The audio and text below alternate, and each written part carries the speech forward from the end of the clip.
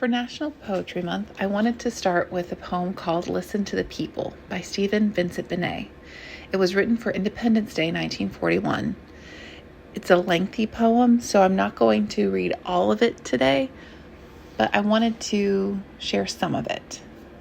A few of the parts that have really spoken to me. Listen to the Peopl, Independence Day 1941.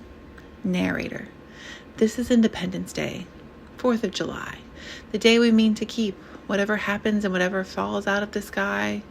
This firecracker day for sunburnt kids, the day of the parade, slam banging down the street. Listen to the parade. There's J.K. Birney's float, red and white and blue crepe paper on the wheels, the fire department in the local grange. There are pretty girls with their hairs curled who represent the 13 colonies, the spirit of East Greenwich, Betsy Ross, democracy, or just some pretty girls. There are the veterans and the Legion Post. Their feet are going to hurt when they get home.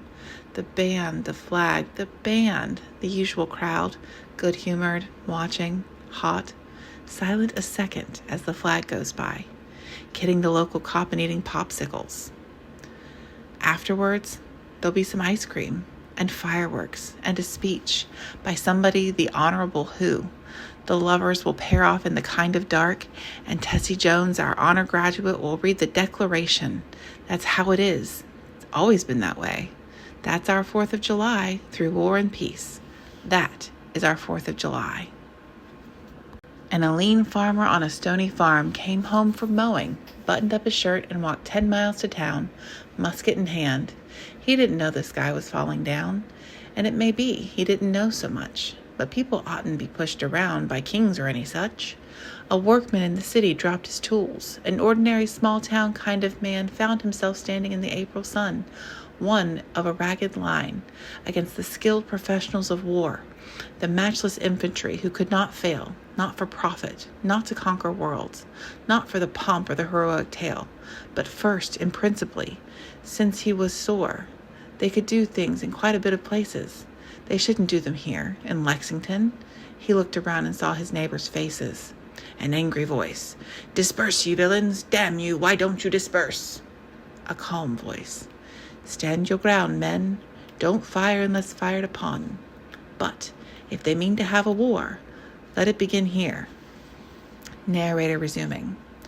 Well, that was that. And later, when he died, or fever, or a bullet in the guts, of bad generalship, starvation, dirty wounds, or any one of all the 1,000 things that kill a man in wars, he didn't die handsome, but he did die free. And maybe that meant something. Could be. Oh, it's not pretty. Say it all you like. It's not pretty, not one bit. But that is how liberty was won. That paid for the firecrackers and the band. A young voice, radical. "Well, what do you mean, you dope? Don't you know this is an imperialist, capitalist country, don't you?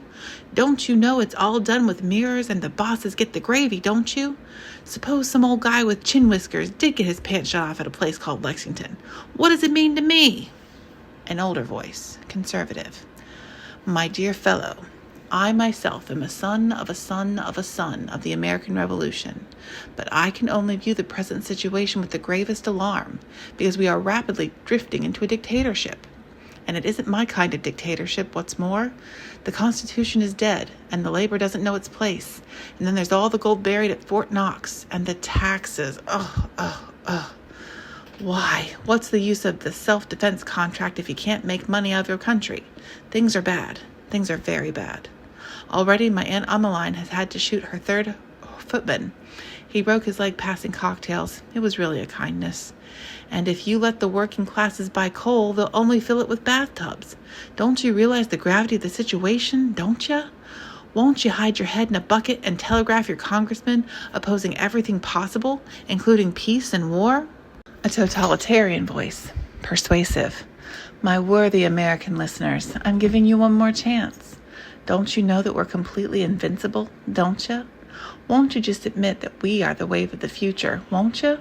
You're very nice, mongrel, disgusting people, but naturally you need new leadership. We can supply it. We've sent the same brand to 14 nations. It comes in the shape of a bomb and it beats as it sweeps as it cleans. For those of you who like order, we can supply that order. We give the order, you take it. For those of you who like efficiency, we can supply efficiency. For those of you who like Benito Mussolini, we can supply Benito Mussolini. He's 3 doors down to the left at the desk marked Second Vice President. Now be sensible. Give up this corrupt and stupid nonsense of democracy, and you can have the crumbs from our table and a trustee's job in our world jail. Radical voice. Forget everything but the class struggle. Forget democracy. Conservative voice. Hate and distrust your own government. Whisper, hate, and never look forward. Look back wistfully to the good old, grand old days, the days when the boys said, the public be damned, and just got away with it. Democracy's a nasty word, invented by the Reds. Totalitarian voice. Just a little collaboration, and you too can be part of the new order. You too can have a fine new concentration camp and shoes made out of wool pulp. You can be as peaceful as Poland, as happy as France. Just a little collaboration. We have so many things to give you. We can give you your own Hess, your own Himmler, all homegrown and wrapped in cellophane. We've done it elsewhere. If you'll help, we can do it here. A voice. But you can't do this to me. I subscribe to the party funds. A voice. You can't do this to me. We got laws. We got courts. We got unions. A voice. You can't do this to me. Why? I believe in Karl Marx. A voice. You can't do this to me. The Constitution forbids it. A voice. I was always glad to cooperate. A voice. It looked like good business. A voice. It looked to me like class struggle. A voice. It looked to me like peace in our time. Totalitarian voice. Thank you, ladies and gentlemen. Democracy is finished. You are finished. We are the present. Narrator. That is one voice. You've heard it. Don't forget it. And don't forget it can be slick or harsh, violent or crooning, but it's still the same, and it means death. Are there no other voices? None at all? No voice at all out of the long parade that marched so many years? Out of the passions of the Puritans, the creaking of the wagons going west, the guns of Sharpsburg, the unnumbered dead, out of the baffled and bewildered hosts, who came here for a freedom hardly known, rebel and exile, bondservant and outcast, out of the bowels of the immigrant ship, the strange sixth voyage, the cheating and the scorn, and yet, at the end, liberty. I remember a man named Abe Lincoln. I remember the words he used to say. Oh, we can call on Lincoln and Tom Paine, Adams and Jefferson, call on the great words spoken that remain, like the great stars of the evening, the fixed stars, but that's not enough. The dead are mighty and a part of us, and yet the dead are dead. This is our world, our time, our choice, our anguish, our decision. This is our world. We have to make it now. 130 million of us have to, and make it well, or suffer the bad dream. What have we got to say? Totalitarian voice. You mistake me. Others have often made the same mistake, often and often in many countries. I never play upon a people's strength. I play on their weakness and fears. I make their doubts my allies and my spies.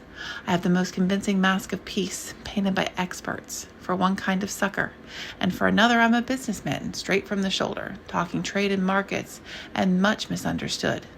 I touch this man out of his pocketbook, and that man upon his hatred for his boss, that one out of his fear. I offer everything, for offering's cheap. I make no claims until I make the claims. My secret weapon is no secret weapon. It is to turn all men against all men for my own purposes. It's to use good men to do my work without their knowledge, not only to raise the secret traitor and the spy. It's to raise a question and a doubt. It is to subjugate men's minds before their bodies feel the steel. It is to use all envy, all despair, all prejudice for my own work. And if you've an envy or a prejudice, a nicely grown, well-rounded piece of hate, I'll play on it and use it to your ruin. My generals are general distrust, general fear, general half a heart, general it's too late, general greed, and major general hate. And if they go walking in civilian clothes in your own streets and whisper in your ears, I won't be beaten just by sitting tight. They tried that out in France. I won't be beaten by hiding in the dark and making faces, and I certainly will not be beaten by those who rather like my kind of world, or if not like it, think it must come. those who have wings and burrow in the ground.